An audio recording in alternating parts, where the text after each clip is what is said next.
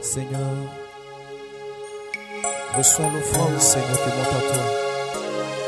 L'offrande, Saint-Esprit de Dieu, de cette grande prière, Père. Nous voulons t'honorer ce matin, Seigneur. La grande prière, Seigneur. Grande prière qui monte dans mon cœur. Garde ton ciel ouvert sur moi. Fais de moi. Fais de moi un vase pour ta gloire. Et que ma vie te plaise à jamais. Que chaque jour je demeure à tes pieds. Pour t'offrir ma vie en sacrifice. Comme un parfum de bonne odeur. Qui s'offre à chaque instant, à chaque heure. Tant que tu donnes chant, je te donne mes louanges. Je promets à chaque instant de te chanter avec les anges. Tant qu'il y aura la vie dans ce corps mortel, je ne cesserai pas de t'adorer. La grande prière qui monte dans mon cœur. Main de ton ciel ouvert sur moi. Fais de moi un vase pour ta gloire. Et que ma vie te plaise à jamais. Que chaque jour je meure à tes pieds. Pour t'offrir ma vie en sacrifice. Comme un parfum de bonne odeur. Qui s'offre à chaque instant, à chaque heure. Tant que tu donnes le chant, donne mes louanges, je te donne mes louanges. Je promets, Seigneur, je promets à chaque instant de te chanter avec, les anges. Et tant qu'il y aura la vie dans ce corps mortel, je ne cesserai pas. Je ne cesserai pas de t'adorer. Je ne cesserai pas, Seigneur. Je ne cesserai pas de t'adorer. Je ne cesserai pas. Je ne cesserai pas de t'adorer. Ton cœur tu donnes chant. Je te donne mes louanges. Je te donne mes louanges. Je promets à chaque instant. Je promets à chaque instant de te chanter avec les anges. De te chanter avec les anges. Tant qu'il y aura la vie dans ce corps mortel. Dans ce corps mortel. Je ne cesserai pas. Je ne cesserai pas de t'adorer. Je ne cesserai pas. Je ne cesserai pas. Je ne cesserai pas de t'adorer. Je ne cesserai pas. Je ne cesserai pas de t'adorer. Je ne cesserai pas. Je ne cesserai pas de t'adorer. Tant que tu donnes un chant, je te donne mes louanges. Je promets à chaque instant de te chanter avec les anges. Tant qu'il y aura la vie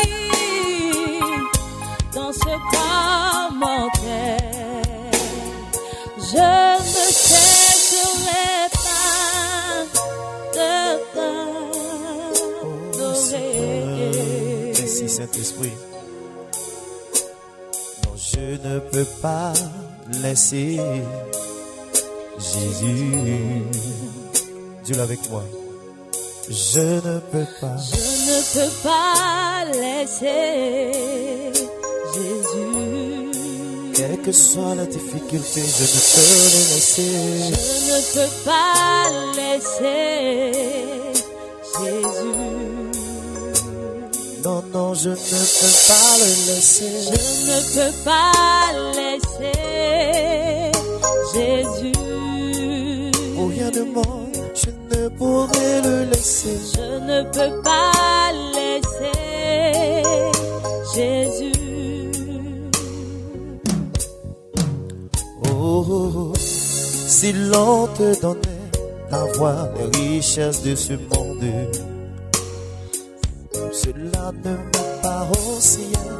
Si l'on te donnait d'avoir les belles femmes de ce monde, secoue la tête, dis non, non, non, je ne peux pas laisser Jésus. Non, je ne peux pas le laisser. Je ne peux pas laisser Jésus. Pour rien de monde, je ne pourrais le laisser. Je ne peux pas laisser Jésus. Non, non, non, je ne pourrais le laisser. Je ne peux pas Non, non, non, laisser non, non, Jésus. non, non. Oh oui, je ne peux pas le laisser. Je ne peux pas laisser Jésus. Mon appui, c'est Jésus. Mon réconfort, c'est Jésus. Ma solution, c'est Jésus. Pour mon pays, c'est Jésus.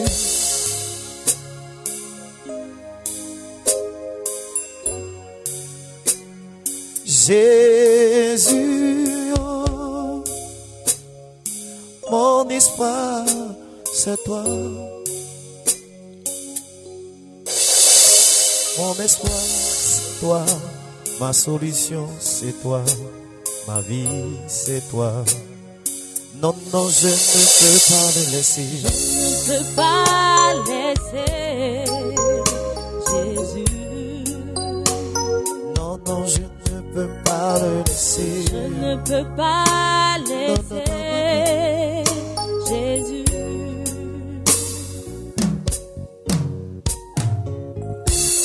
Que Dieu vous bénisse, que Dieu vous soutienne, que la grâce de Dieu soit avec vous dans ces temps de recueillement et de prière, le temps de Pâques que nous célébrons actuellement. Nous disons à Dieu d'avoir compassion, d'avoir pitié et d'accorder sa grâce à tout un chacun. Ce temps de confinement, certainement, doit être utilisé à pouvoir parler à son Dieu, à pouvoir comprendre la pensée de Dieu, à pouvoir comprendre le plan de Dieu. C'est vrai avec les embarras du monde et les embarras de la ville aujourd'hui, peu de temps est consacré à la partie spirituelle qui nous compose. Mais Dieu, dans toute sa grandeur, dans toute sa puissance, existe et permet certaines fois, comme il est dit, tout concourt au bien de ceux qui aiment Dieu, de ce temps de confinement, pour parler aux enfants et que les enfants puissent aussi parler avec lui. La Pâque est un élément important qui caractérise la parole de Dieu, la Bible. Nous avons d'abord la naissance de Jésus-Christ de Nazareth, une naissance miraculeuse, étant donné que le Père lui-même est Dieu et que la mère est une femme et que Jésus est né sans conception. C'est vraiment un miracle, un grand miracle qui va continuer tout au long de la Bible. Et il y a des temps importants, amen, que nous devons marquer, surtout la Pâque. La Pâque est un grand temps que tous les croyants doivent connaître et puis connaître de quoi il s'agit, la portée de la Pâque. Amen. Et aujourd'hui, nous sommes là pour pouvoir évoquer cela. Mais la Pâque marque, amen, l'avènement d'une dimension. C'est vrai qu'on parle de 4e dimension, mais aujourd'hui, je voudrais qu'on entre un peu plus loin là-dedans, à travers ces fêtes ou ces moments de Pâques. Donc, les dimensions vont se dérouler suivant la présence de l'Esprit sur la terre. Amen. Dieu, lorsqu'il a créé la terre, il nous a dit d'abord le ciel et la terre, et il a fait en sorte que les deux soient un. C'est-à-dire qu'au jardin d'Éden qu'il a transporté du ciel, il y avait la présence du royaume sur la terre, et il a placé Adam là-dedans, Genèse 1, verset 15, amen, pour que Adam cultive le jardin, le mette en valeur et garde aussi le jardin. Donc ça, c'est le plan de Dieu. Mais puisqu'il est saint et que sa parole doit être respectée par tous, nous savons déjà dans la genèse de cette histoire que Adam a fait une faute avec Ève puisqu'ils n'ont pas respecté la parole de Dieu. Étant donné qu'ils n'ont pas respecté la parole de Dieu, ils ont eu des problèmes, amen, avec Dieu. Mais le fait qu'ils ont transgressé la parole et que le lieu était saint, le lieu venait d'être, amen, souillé. Donc nous voyons la gloire de Dieu se retirer d'Adam. Adam va se découvrir sa nudité, amen, ce qui traduit maintenant, amen, que Adam a quitté une dimension pour une autre dimension. Nous pouvons appeler ça la première dimension. Amen. Et cette première dimension, amen, c'est une dimension sans l'environnement de Dieu. C'est-à-dire, Adam s'est trouvé exposé. Exposé à tout aujourd'hui, comme nous voyons, amen, après cette transgression qui se passe sur la terre, telles que l'homosexualité et autres, l'homme est complètement exposé au coronavirus, amen, et c'est vraiment la pandémie, c'est une situation grave. Nous allons prendre le livre de Genèse, Genèse 3, à partir du verset 21. Genèse 3, à partir du verset 21.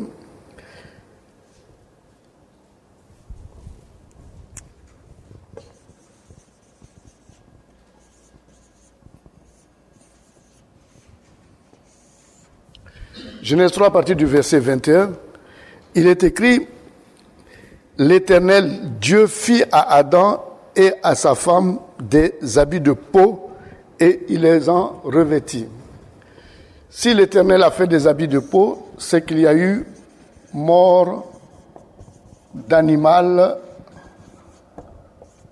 à la place d'Adam, car la parole de Dieu dit, amen, celui qui pêche doit connaître la mort. Et nous avons vu déjà que Dieu, ayant son esprit en l'homme, ne pouvait pas laisser l'homme mourir. Donc il a remplacé l'homme par un animal. Amen. Et la mort d'un animal va marquer, amen, un changement d'état. Un changement d'état, amen, du jardin d'Éden, de cet environnement, amen, va arriver maintenant la première dimension, qui est une dimension en dehors de l'Esprit de Dieu. Amen. Ça, c'est la première dimension. Nous allons voir aussi dans le verset 24, Genèse 3, verset 24, nous allons constater là aussi, amen, pour marquer cette dimension, il est écrit, c'est ainsi qu'il chassa Adam du jardin, bien sûr, Et il mit à l'orient du jardin d'Éden les chérubins qui agitent une épée flamboyante pour garder le chemin de l'arbre de vie. Donc là, il y avait des chérubins protecteurs, des anges, qui ont été mis là pour empêcher Adam de pouvoir retourner dans cette dimension. Donc, on a une séparation totale et nous avons une nouvelle dimension dans laquelle Adam va se retrouver. Amen. Mais est-ce que cette situation est satisfaisante pour l'homme? Non. Nous avons vu beaucoup de choses se passer lorsque l'Esprit de Dieu n'est pas là, avec Moloch, les sacrifices humains, beaucoup de choses qui étaient vraiment des mauvaises choses. Amen. Et Dieu, dans tout son amour, ne peut pas abandonner son enfant. Il ne peut pas t'abandonner. Amen. Dans la jeunesse même de cette affaire, amen, toute la Bible traduit simplement l'amour d'un père vis-à-vis de son fils. Ça encore, c'est bien manifesté là, parce que certainement, ils n'étaient pas tranquilles. Et Dieu le Père, Dieu le Fils et Dieu le Saint-Esprit vont se réunir et vont prendre une décision par rapport à l'homme. L'homme ne peut pas être séparé de son environnement premier, le royaume. Donc, qu'est-ce qui va se passer? Nous avons tous appris l'histoire de Melchisédek. Melchisédek qui est venu sur cette terre et qui a rencontré Adam. Amen.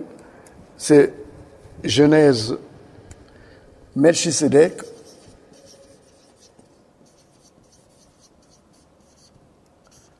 Amen. A rencontré Abraham.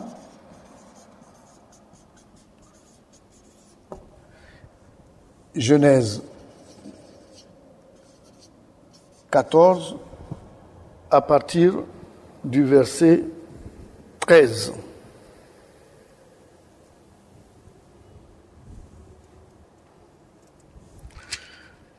Je peux même dire à partir du verset 20.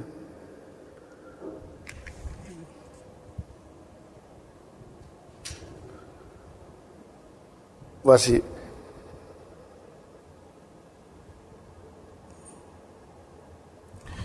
À partir du verset 20, je m'excuse. Et nous constatons là que quelque chose va bien se déterminer là. C'est l'engagement de Abraham vis-à-vis du Seigneur Jésus. Amen. Il est écrit, après qu'Abraham fut revenu vainqueur de Kedor Laomer et des rois qui étaient avec lui, le roi de Sodome sortit à sa rencontre dans la vallée de Chavé, qui est la vallée du roi. Melchisédek, roi de Salem, fit apporter du pain et du vin. Il était sacrificateur du Très-Haut. Amen. Voici. Abraham il bénit plutôt Abraham et dit, béni soit Abraham par le Dieu Très-Haut, maître du ciel et de la terre. Béni soit le Dieu Très-Haut qui a livré tes ennemis en tes mains. Et Abraham lui donna la dîme de tout. C'est-à-dire que Abraham devait reconnaître Jésus. Il devait reconnaître Jésus comme Dieu. Il devait reconnaître Jésus comme, Amen, le Fils de Dieu. Quelqu'un qui est venu sur cette terre pour sauver même Abraham et qui a une mission très particulière. Cette reconnaissance s'est traduite par quoi? Cette reconnaissance s'est traduite par le fait que Abraham a payé, ça il faut bien le marquer, la dîme de tout. La dîme de tout a été payée. C'est un passage suffisamment important pour nous à le savoir parce que cette dîme de tout a permis que les cieux s'ouvrent. Que les cieux s'ouvrent. Les cieux qui étaient fermés vont s'ouvrir à travers le paiement de la dîme de tout. Le paiement de la dîme de tout, je pense que nous aurons l'occasion aussi d'en parler parce que c'est suffisamment important. C'est la dîme, amen, de l'unité, la dîme du un. Donc c'est une grosse révélation que Abraham a reçue. Et lorsqu'il a payé la dîme de tout, ce qui veut dire que il y a une concordance directe entre le ciel qui est égal à 1, il fallait que la terre aussi soit égale à 1. Là, il y a la loi du tout au ciel. Il faudrait que cette loi du tout soit exactement marquée sur la terre pour que les cieux s'ouvrent. Abraham a compris cela et Abraham a payé la dîme de tout. Je pense que nous aurons très prochainement même l'occasion de parler de cette loi du tout, qui est une loi véritablement importante pour nous croyants. Et ça, je pense que ça va nous éclairer sur le processus. Amen. Donc, lorsque Abraham a payé la dîme du tout, les conséquences, les voici. Les cieux vont s'ouvrir et nous allons commencer à rentrer dans une nouvelle dimension. Amen. Et cette nouvelle dimension va être marquée par la Pâque. Amen. Par la Pâque. Les cieux étaient disposés à être ouverts, mais il fallait faire la Pâque.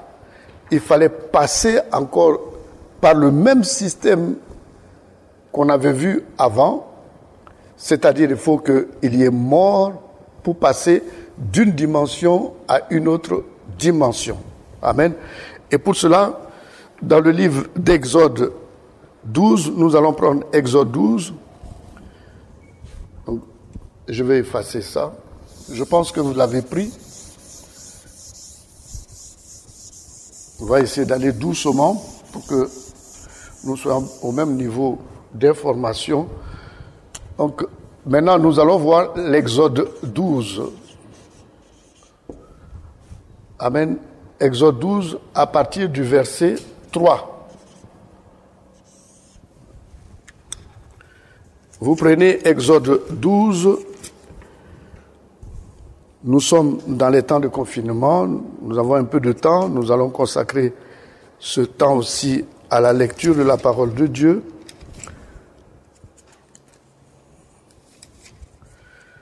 Verset 3.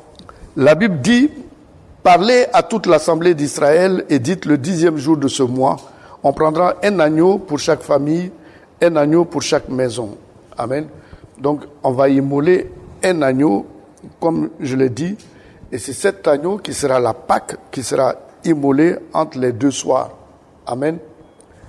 Et lorsque nous allons prendre maintenant le verset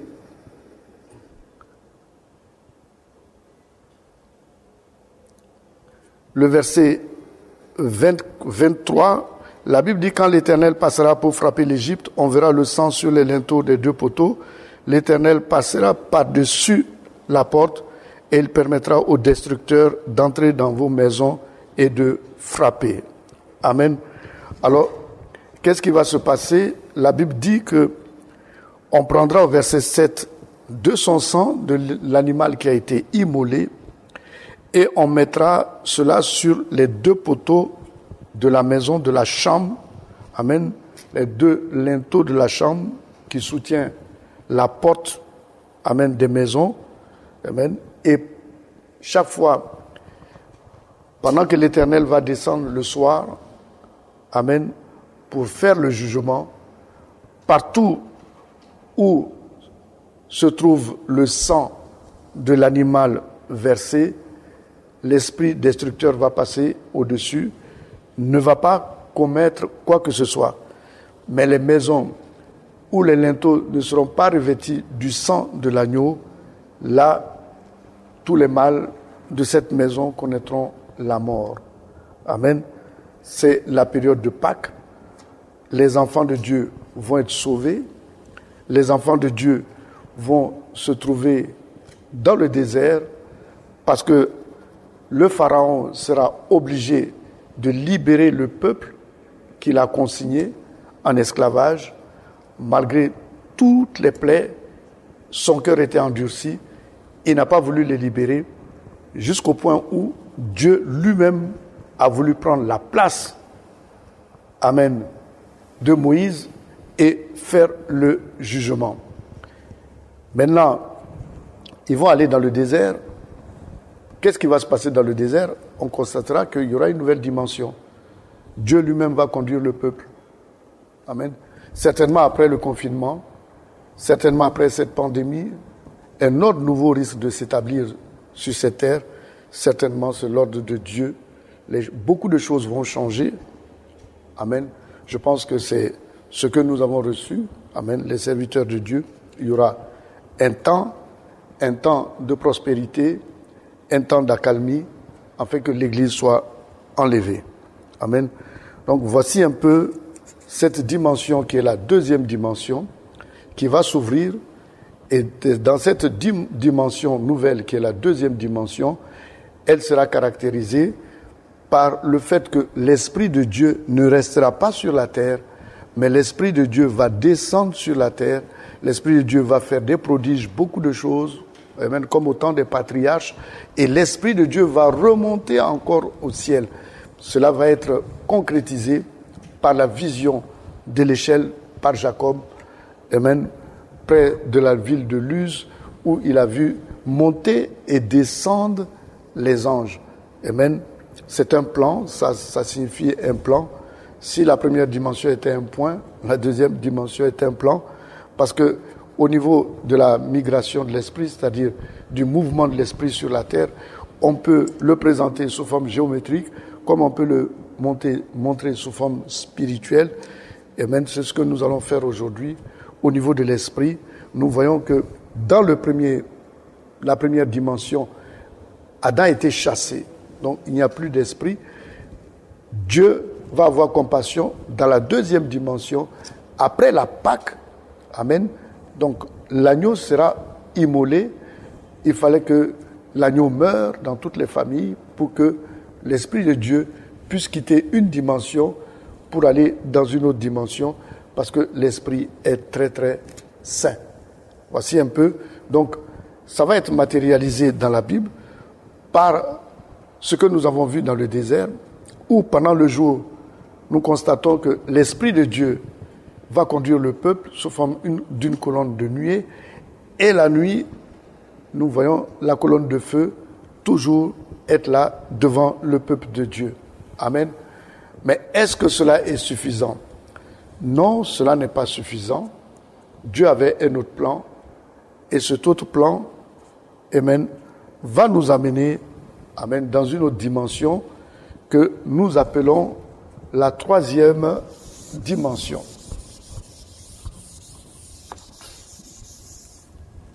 Donc, dans la troisième dimension, il y a la deuxième dimension. Ensuite, nous avons la troisième dimension. Cette dimension sera caractérisée par le sacrifice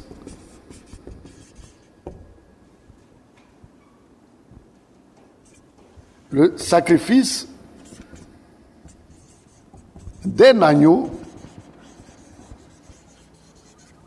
appelé agneau de Dieu,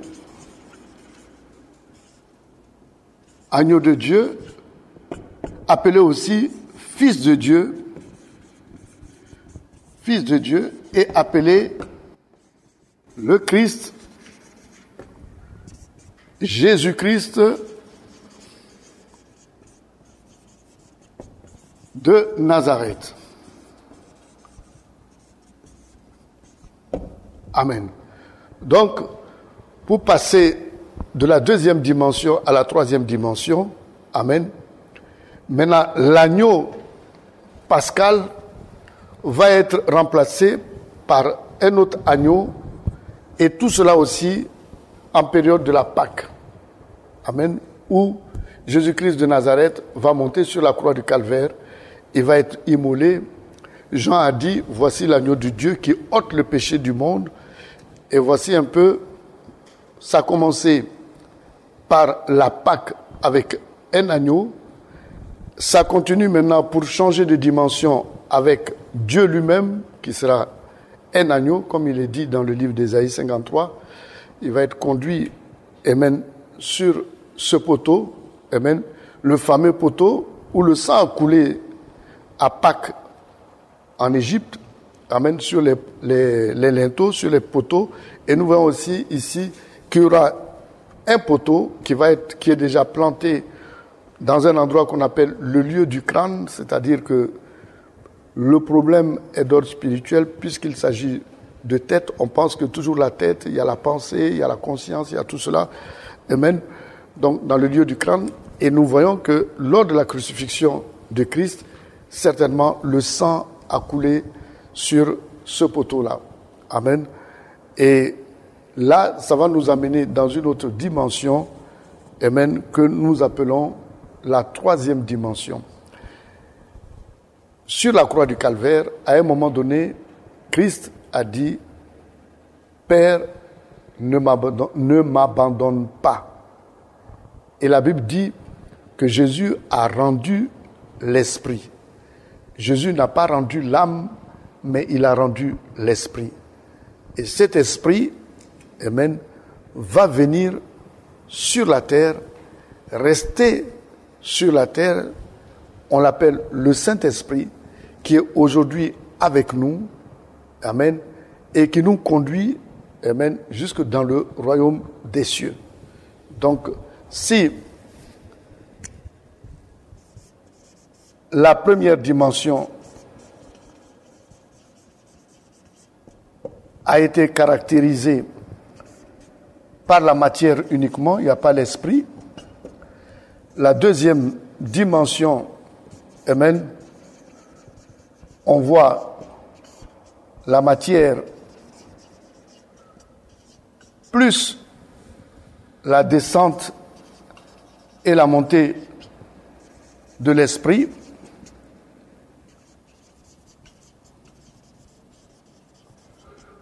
La troisième dimension, nous allons voir maintenant à la troisième dimension, amen, après l'avènement de Jésus-Christ de Nazareth, en fait, quand il est passé sur la croix du Calvaire, la matière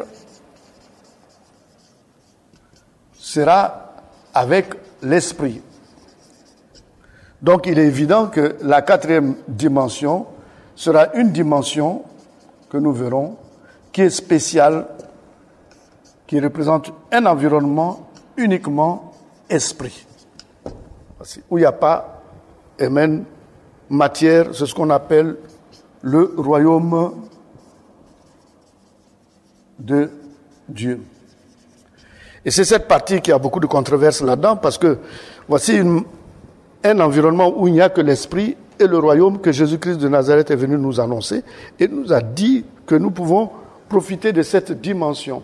Ça, c'est certainement un mystère, mais je pense aussi que c'est tout à fait logique qu'on évoque tout ça aujourd'hui pour nous amener dans la quatrième dimension, pour nous amener dans cet état qui est un état nouveau certainement pour la plupart d'entre vous, mais Dieu, amen, certainement va disposer le temps pour que chaque soir maintenant, je vienne là pour vous développer la nouvelle dimension, amen, dans laquelle l'Esprit de Dieu veut vous conduire, qui est la quatrième dimension, et vous verrez que c'est à votre passage. Mais la quatrième dimension, de la troisième dimension pour passer à la quatrième dimension, il va s'agir de quelque chose de spécial. Ce n'est plus Jésus-Christ de Nazareth, il est déjà mort et ressuscité, dont il est question. Maintenant, celui qui doit mourir, c'est l'homme lui-même qui doit mourir pour qu'il puisse rentrer dans la quatrième dimension. C'est maintenant le tour de l'homme de mourir, en fait de rentrer dans la quatrième dimension, qui veut dire, en termes bibliques simples, le royaume de Dieu. Mais où va mourir cet homme? Cet homme va mourir au baptême. Au baptême. Amen. Cet homme va mourir au baptême. Voici l'importance du baptême. Et lorsqu'il va mourir au baptême, il sera dans la quatrième dimension. Amen. Nous allons prendre, pour terminer, le livre de Romains. Romains 6. Après Actes des Apôtres. Romains 6. À partir du verset 3. Romains 6 à partir du verset 3. Vous pouvez prendre Romains 6 à partir du verset 3. La Bible nous dit, « Ignorez-vous que nous tous qui avons été baptisés en Jésus-Christ, c'est en sa mort que nous avons été baptisés. » Amen. Donc le Christ est mort sur la croix du Calvaire et cela a permis de rentrer dans cette dimension. Maintenant, puisqu'il s'agit de l'homme maintenant doit mourir pour rentrer dans la nouvelle dimension qu'on appelle le royaume des cieux. Lui, il est venu annoncer cela dans le livre de Luc 4 à partir du verset 23. Luc 4, verset 23. Luc 4, verset 43, je m'excuse. Luc 4, verset 43. Amen. C'est cette dimension qu'on appelle le royaume de Dieu. L'homme doit rentrer là-dedans, mais tu ne peux pas rentrer sans la mort. Et Dieu, lorsqu'il a réalisé l'œuvre du Calvaire, il y a beaucoup de mystères là-bas. Amen. Sur la croix du Calvaire, il a rendu valable cette mort qu'il a faite sur la croix du Calvaire. Il a rendu valable à la mort de tous les hommes. Ainsi, il est marqué dans la Bible que l'ouvrier n'est pas plus grand que son maître. Si Jésus-Christ de Nazareth est mort sur la croix, amen, pour gagner le royaume, tout homme doit passer par là. Mais puisque c'est vraiment difficile de passer par la croix du Calvaire, cela a été remplacé par Christ, donné la même valeur, amen, que cette mort du Calvaire pour tous les hommes. Cette valeur, c'est le baptême. Et vous voyez que le concept du baptême est très fort. Toutes ces choses, nous aurons l'occasion d'en parler. Que Dieu vous bénisse, que Dieu vous soutienne. Alors, j'ai voulu évoquer tout ça de cette fête pascale. Alors, je reprends encore le protocole qui a été donné hier, c'est-à-dire que nous allons, amen, rentrer dans un moment de jeûne. Pourquoi de jeûne? Parce que la Bible nous dit que lorsque l'époux est là, l'épouse, nous sommes l'épouse, on ne peut pas être dans l'affliction. Le jeûne veut dire l'affliction. Et nous considérons qu'après la crucifixion de Jésus, que tout le monde a assisté, il faut dire qu'au retour à la maison, l'épouse est triste, l'épouse est dans l'amertume, l'épouse ne peut pas manger. Et nous aussi, nous allons prendre ce temps de jeûne aujourd'hui à partir de 18h jusqu'à demain 18h, samedi 18h. Nous allons jeûner, nous allons prier, nous allons nous recueillir. Amen. Pendant ce temps, nous allons prier pour la terre entière, nous allons prier pour les 5 continents, nous allons prier pour le genre humain.